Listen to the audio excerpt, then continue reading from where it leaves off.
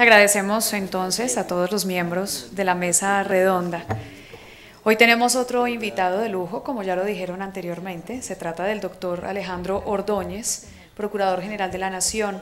Nacido en Bucaramanga, ex consejero de Estado, doctor en Derecho y Ciencias Políticas de la Universidad de Santo Tomás de Bucaramanga, con especialización en Derecho Administrativo de la misma universidad.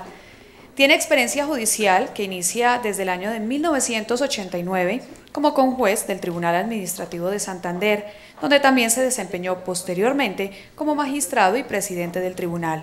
Fue presidente de la sección segunda del Consejo de Estado y fue presidente de la corporación en el año 2004. Catedrático de la Facultad de Derecho de la Universidad Santo Tomás de Bucaramanga y Bogotá. Docente en la Escuela de Derecho y Ciencia Política de la Universidad Sergio Arboleda y Universidad Industrial de Santander.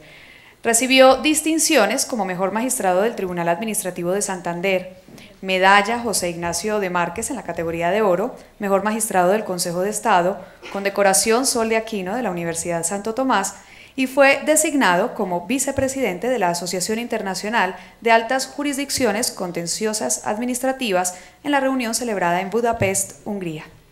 Bienvenido, señor Procurador.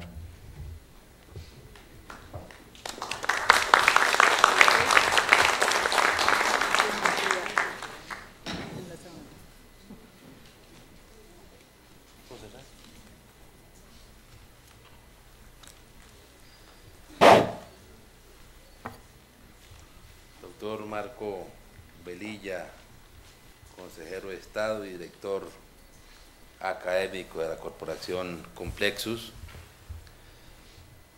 Doctores Gustavo López, Iván Darío Gómez, Marino Tadeo Henao y Carlos Eduardo Naranjo, integrantes de la Secretaría Técnica de la Corporación. Señor director de la UIAF, doctor Luis Edmundo Suárez, señoras y señores,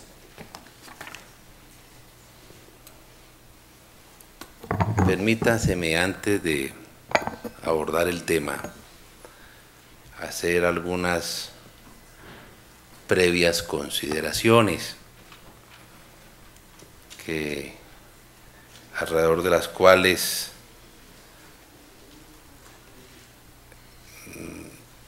nos reunimos con el doctor doctor Marco Velilla en el día de ayer.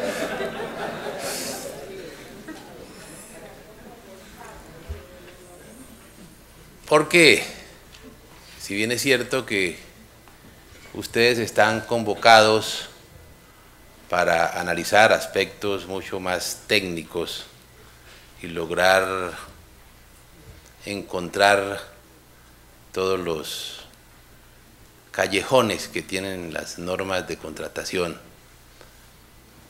muy transitados por los que se han lucrado de lo que hoy se llama o se ha denominado como el cartel de la contratación. Pero previa a esas consideraciones más técnicas, permítaseme hacer algunas reflexiones que son experiencias de la gestión que la Procuraduría ha hecho en cumplimiento de sus funciones como autoridad disciplinaria y en ejercicio también de la función de prevención en los acompañamientos que le ha correspondido realizar.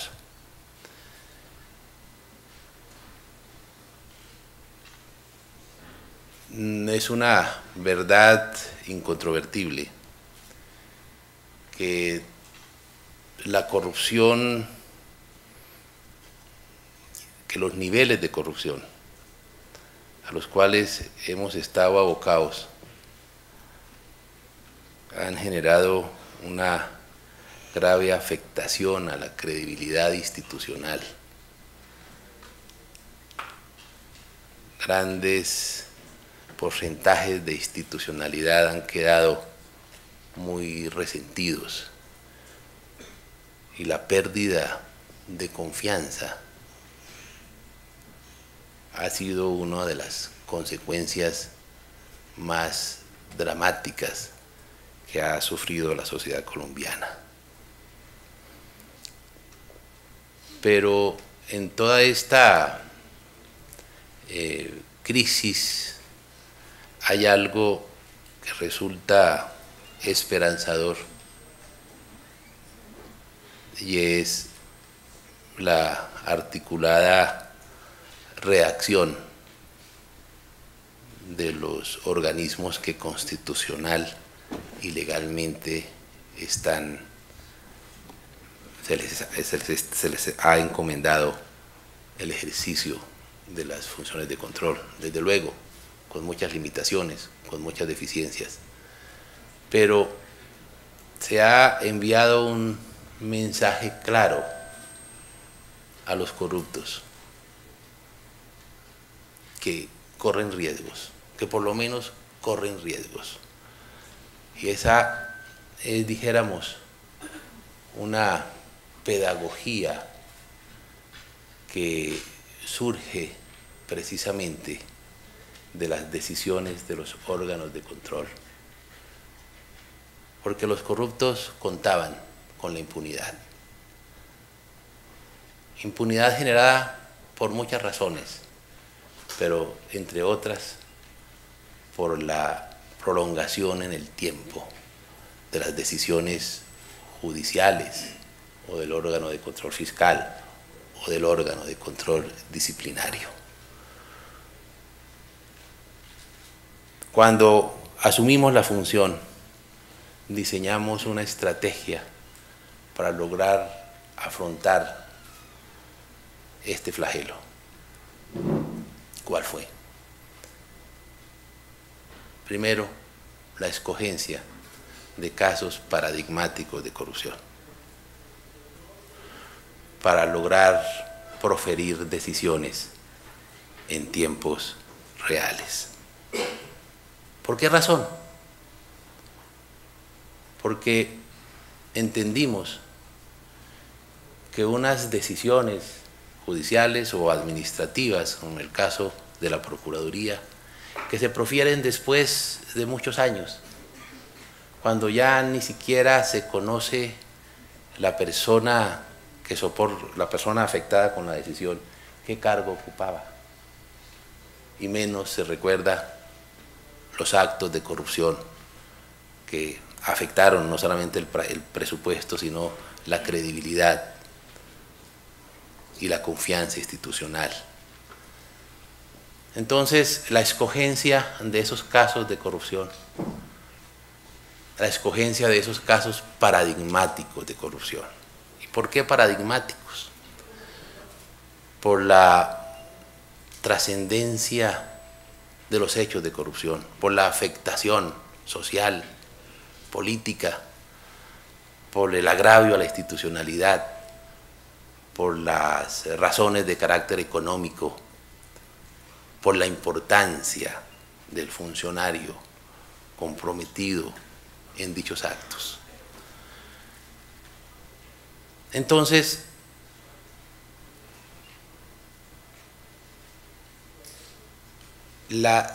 pretendimos a partir de allí hacer una pedagogía. Primero, una pedagogía dirigida al ciudadano para reconstruir credibilidad, para reconstruir confianza,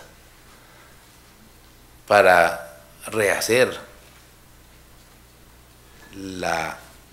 el tejido social gravemente afectado por esos hechos, para que el ciudadano vuelva a acudir a las autoridades, a señalar los actos de corrupción y a entregar y a facilitar la información y los elementos probatorios que permitan tomar decisiones prontas.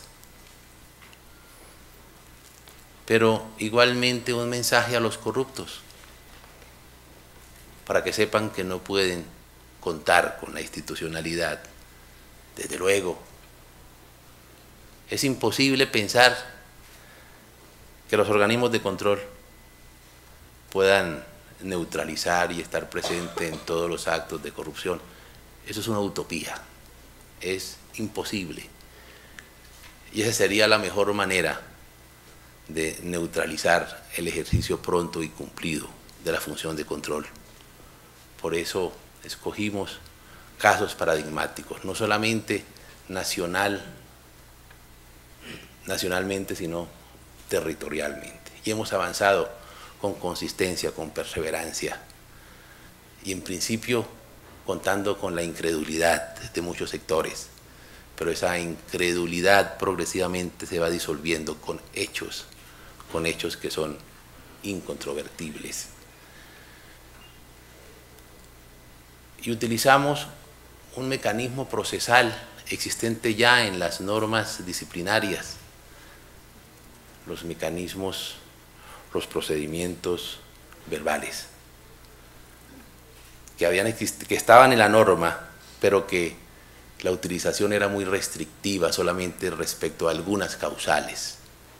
A raíz de una decisión de la Corte Constitucional de octubre del año pasado, se permitió que no solamente la fragancia o algunas otras causales, sino poder utilizar el mecanismo verbal, los instrumentos verbales, con todas las causales, siempre y cuando existieran los elementos probatorios que ameritaran su utilización. Y esa, dijéramos, en el desarrollo de esa política se ha logrado tener los resultados que ustedes conocen. Desde luego,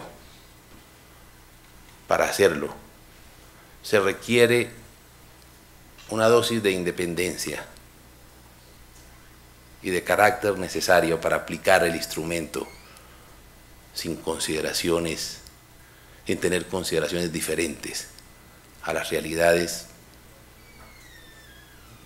procesales y a los elementos probatorios que hayan sido recaudados. Este proceso de corrupción no se le puede atribuir o vincular a un determinado gobierno. Lo que pasa es que ahora se logró, dijéramos, conocer las dimensiones de este proceso, de estos procesos de corrupción. Aquí hay un gran problema ético y moral de la sociedad colombiana. Hay una actitud permisiva y complaciente, y hay una generalizada democratización de la corrupción, porque no solamente es el sector privado, el sector público, el sector privado está igualmente comprometido en estos hechos de corrupción. No solamente porque es beneficiario de él, sino precisamente por haber sido permisivo y tolerante y no haber reaccionado en tiempo oportuno. Hay un autor bogotano muy conocido desde hace algunos años hacia acá,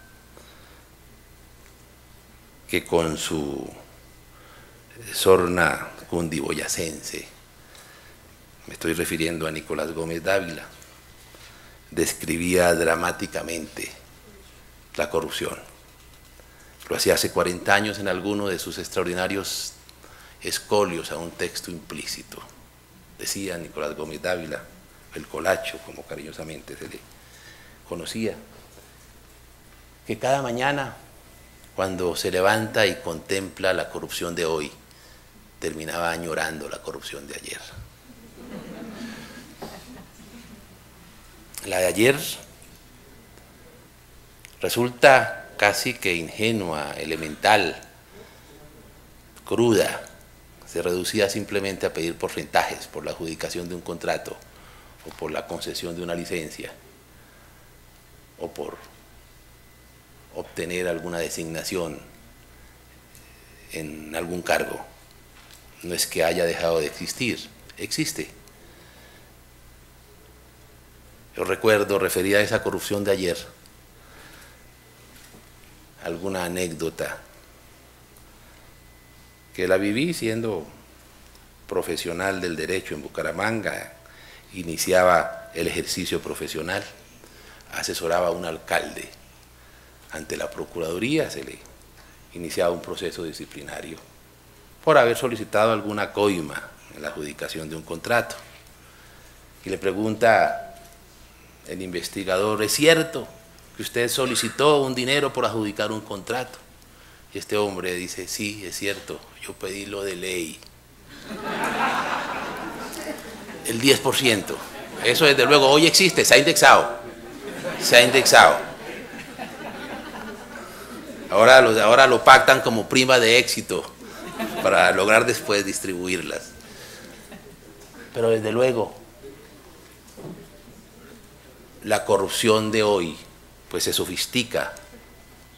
Tiene las características que ustedes con mayor conocimiento que yo me imagino que lo habrán descrito muy puntualmente.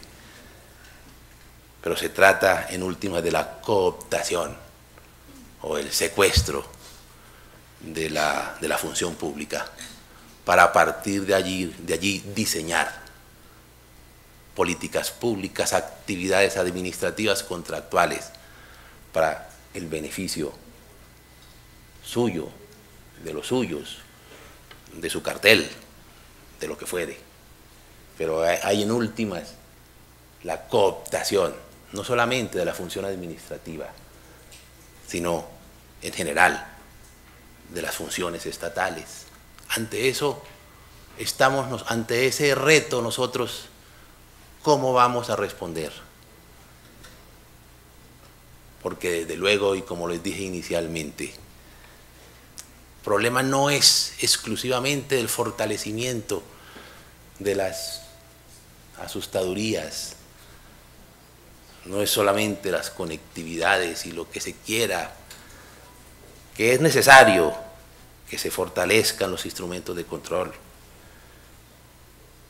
pero no es suficiente. Porque el problema es indudablemente un problema ético y un problema moral de nuestra sociedad. Y eso implica unas estrategias, no solamente positivas que se deben hacer, que se están haciendo, sino de carácter cultural. Si la sociedad no es consciente de ello, no derrotará la corrupción. No ha habido época en la historia de nuestra patria y del mundo donde se haya hablado tanto de transparencia, donde se hayan gastado tantos millones de dólares o de euros para diseñar esas políticas.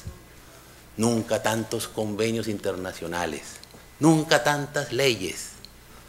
Y sin embargo, los niveles de corrupción amenazan cada vez más, para utilizar un término de moda, la sostenibilidad. A tal punto en nuestro país que ni la prosperidad democrática ni la seguridad democrática podrán tener permanencia ni sostenibilidad con estos niveles de corrupción. Un autor italiano, alcalde de Palermo, Sicilia, don Leo Luca Orlando, el doctor Ortiz también lo cita con frecuencia. Don Leo Luca Orlando fue elegido alcalde de Palermo en 1984 y él, pensando, cavilando, reflexionando cómo lograr romper esa casi que identificación que se hace entre la mafia y Sicilia,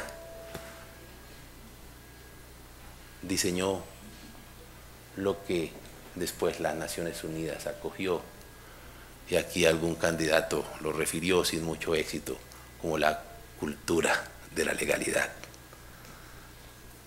Él pensaba, en ese diseño pensaba en el carro siciliano, Yo no sé cómo es el carro siciliano. Nativizando el ejemplo, pienso que es como un carro de mula, el cual tenía 2 ruedas. Y el carro siciliano no se puede transportar, y ese carro no se puede transportar si las 2 ruedas no avanzan en el mismo sentido, en la misma dirección, en la misma velocidad, armónicamente.